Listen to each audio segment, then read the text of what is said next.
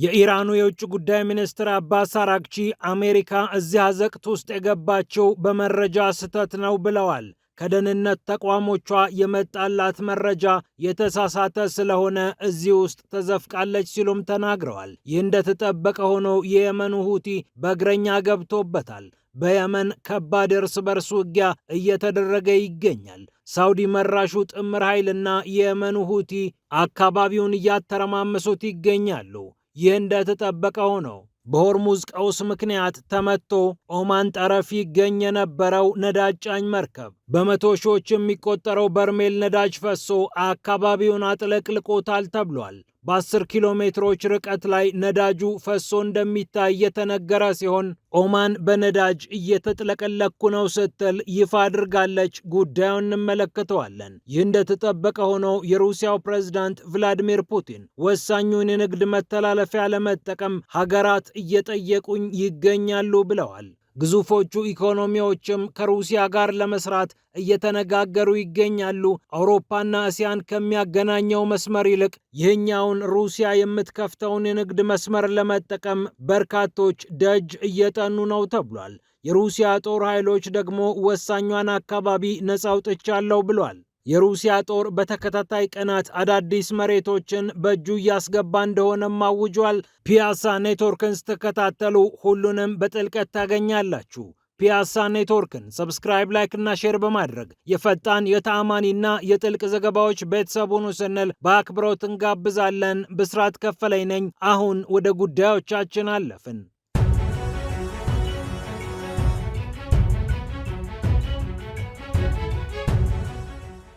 የኢራኑ የውጭ ጉዳይ ሚኒስትር አባስ አራግቺ አሜሪካ ኢራን ላይ ወታደራዊ እርምጃ ለመውሰድ የተነሳሳችው በተሳሳተ የደህንነት መረጃ ነው ሲሉ ተናግረዋል። ከሐሰተኛ ዜና በላይ ሐሰተኛ የደህንነት መረጃ ይጎዳል ያሉት የውጭ ጉዳይ ሚኒስትሩ አሜሪካ ታላቁን የስሌት ስህተት ሰርታለች ብለዋል። የሆርሙዝ ሰርጥን በተመለከተ ደግሞ ተጨማሪ ስህተት ሰርታ እዚህ አዘቅት ውስጥ ትገኛለች ሲሉ ተናግረዋል።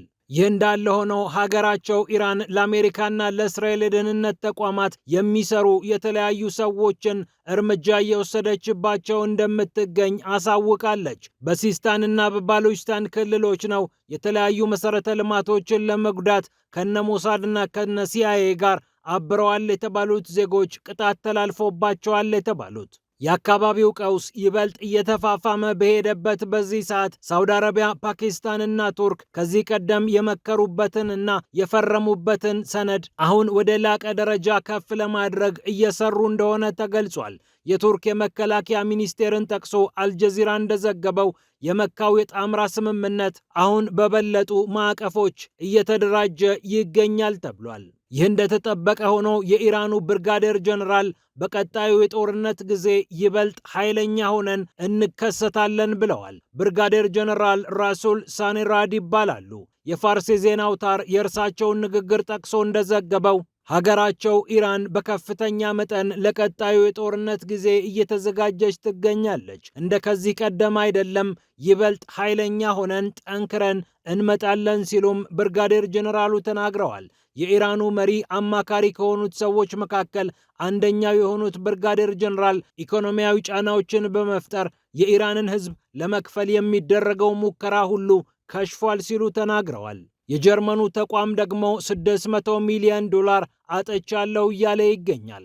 ሃፓግሊዮድ የተባለው የመርከብ ድርጅት የሆርሙዝ ሰርጥ በመዘጋቱ ምክንያት ከ600 ሚሊዮን ዶላር በላይ ማግኘት ሲኖርብኝ አጥቻለሁ ብሏል። ይህ በ2026 ሁለተኛው ሩብ ዓመት ላይ የተከሰተ ሲሆን በእስያና በአሜሪካ ያለው መጠነኛ የገበያ መነቃቃት አገዘኝ እንጂ ጉድ ሆኛለሁ ሲል ነው የጀርመኑ ተቋም ያሳወቀው። አሜሪካ ሆርሙዝን ተቆጣጥር ያለው ስትል ኢራን ደግሞ በእጄ ነው የሚገኘው እያለች እየተነጋገሩ ባሉበት ሰዓት የተለያዩ የንግድ ተቋማት መርከበኞች ይበልጥ ስጋት ውስጥ ወድቀዋል። ኪሳራና አደጋ ፊት ለፊታቸው ተጋፍጠዋል። የሆርሙዝ መዘጋትና በአካባቢው ያለው ወታደራዊ ውጥረት ታዲያ ኦማንን ይበልጥ እየፈተናት ይገኛል። 40 ኪሎ ሜትር ድረስ በጠረፏ የተንሳፈፈው ነዳጅም ትልቅ ምስክር ሆኗል። በራስ ማድራካህ የባህር ዳርቻዎች 40 ኪሎ ሜትር ድረስ የተዘረጋው ከቁጥጥር ውጭ ሆኖ ውሃው ላይ የፈሰሰው ነዳጅ ካሮሊን ቤዚንጊ ከተባለችው መርከብ ቡልቅ እያለ የሚወጣ ነው። 800 ሺህ በርሜል ነዳጅ ጭና በአካባቢው ስትመላለስ ከየት እንደመጣ ያልታወቀ ፍንዳታ አናውጧት እዛው ውሃው ላይ የቀረችው መርከብ ላለፉት 25 ዓመታት እዚህም እዚያም ስትጓጓዝ እንዲህ አይነት ፈተና አልገጠማትም።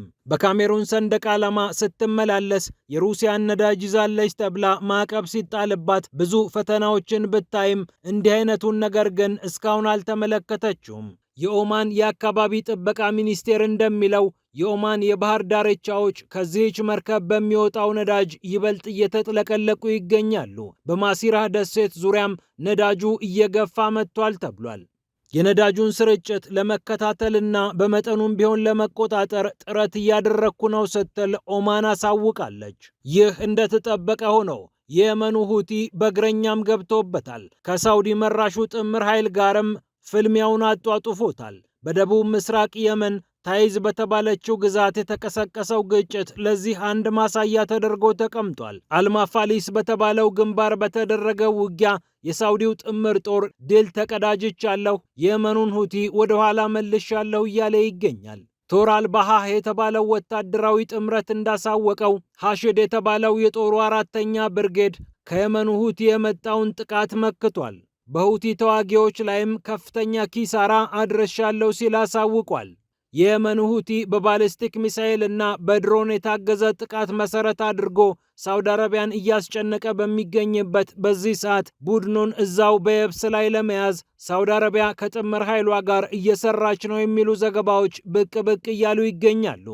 ይህ እንዳለ ሆኖ የሩሲያው ፕሬዝዳንት ቭላዲሚር ፑቲን ሀገራት እኔ በከፈትኩት የንግድ መስመር ለመተላለፍ ከፍተኛ ፍላጎት አሳይተዋል ብለዋል። ሰሜናዊ ባህር እየተባለ የሚጠራው የሩሲያን ጠረፎች ታኮ የሚጓዘው የንግድ ጉዞ አውሮፓንና እስያን ለማገናኘት ሁነኛ መላ እንደሆነ ይነገርለታል። የግብፁ ስዊዝ ቦይ አውሮፓንና እስያን ለማገናኘት የተጫወተውን ሚና በእጥፍ መጫወት እንደሚችልም ይነገርለታል። ቢያንስ 40 በመቶ የሚሆነውን የጉዞ ክፍል መቀነስ እንደሚችልም ይታወቃል። ታዲያ በዚህ ጉዞ ለመጓዝ ህንድና ቻይና ከፍተኛ ፍላጎት እንዳሳዩ፣ ህንድ በዚህ ጉዳይ ላይ ይበልጥ እያተኮረች እንደምትገኝ የሩሲያው ፕሬዝዳንት ቭላዲሚር ፑቲን መናገራቸውን አርቲ ዘግቧል። የሩሲያን የአርክቲክ ክፍል አቋርጦ የሚያልፈው የሰሜኑ ጉዞ ለሩሲያ ኢኮኖሚ ትልቅ አቅም እንደሚገነባ፣ ሩሲያንም በጂኦፖለቲካዊ ተጫዋችነቷ ይበልጥ እንደሚያገዝፍ ይጠበቃል።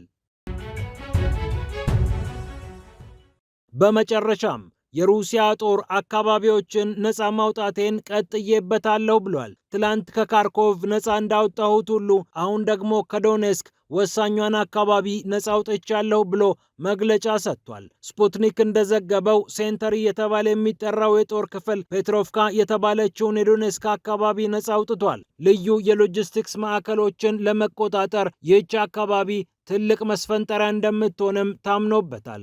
ሴንተር፣ ስቬር ቮስቶክ፣ ዛፓድ፣ የግ እና ድኔፕር የጦር ክፍሎች በመቶዎች የሚቆጠሩ የዩክሬን ወታደሮችን ገደልን ሲሉ 1150 የዩክሬን ወታደሮችን ከ3 የሂማርስ ሮኬት ማስወንጨፊያ ስርዓቶች ጋር የሩሲያ ጦር እንዳወደመ በሪፖርቱ አሳውቋል። ፒያሳ ኔትወርክን ስትከታተሉ ስለቆያችሁ ክብረት ይስጥልን ብለናል። ፒያሳ ኔትወርክን ሰብስክራይብ፣ ላይክ እና ሼር በማድረግ የፈጣን የታማኒና የጥልቅ ዘገባዎች ቤተሰቡን ስንል በአክብሮት እንጋብዛለን። ብስራት ከፈለ የነበርኩ። ሰላም ለዓለማችን።